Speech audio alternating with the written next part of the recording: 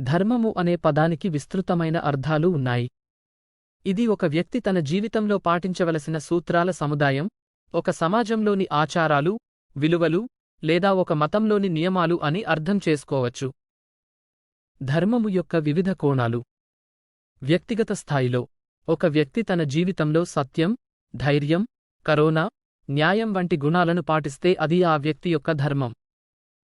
సామాజిక స్థాయిలో ఒక సమాజంలోని ప్రతి వ్యక్తి తన కర్తవ్యాలను నిర్వహించడం, సమాజ శ్రేయస్సు కోసం పనిచేయడం అది సామాజిక ధర్మం. మత స్థాయిలో హిందూ మతంలో ధర్మం అనేది జీవితంలోని అన్ని అంశాలను నిర్దేశించే ఒక ముఖ్యమైన భావన. ఇది వర్ణాశ్రమ ధర్మం, జాతి ధర్మం వంటి విభిన్న రూపాల్లో కనిపిస్తుంది. ధర్మము యొక్క ప్రాముఖ్యత. ధర్మం ఒక వ్యక్తిని సమాజంలో సమతుల్యంగా జీవించడానికి సహాయపడుతుంది. ధర్మం వల్ల సమాజంలో శాంతి, స్థిరత్వం ఏర్పడుతుంది. ధర్మం ఒక వ్యక్తిని ఆధ్యాత్మికంగా అభివృద్ధి చెందడానికి సహాయపడుతుంది. ధర్మము గురించి మీకు ఏమి తెలుసుకోవాలనుకుంటున్నారు?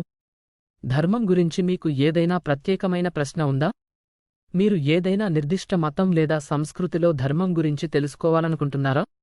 ధర్మం మరియు నైతికత మధ్య ఉన్న సంబంధం గురించి తెలుసుకోవాలనుకుంటున్నారా? మీ ప్రశ్నలకు సమాధానమివ్వడానికి నేను సంతోషిస్తాను. గమనిక: ధర్మం అనేది ఒక విస్తృతమైన అంశం. దీని గురించి అనేక విధాలుగా అర్థం చేసుకోవచ్చు.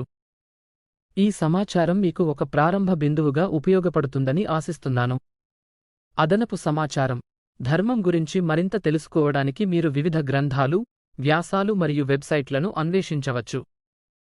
మీకు ఏమైనా సందేహాలు ఉంటే సంకోచించకుండా అడగండి.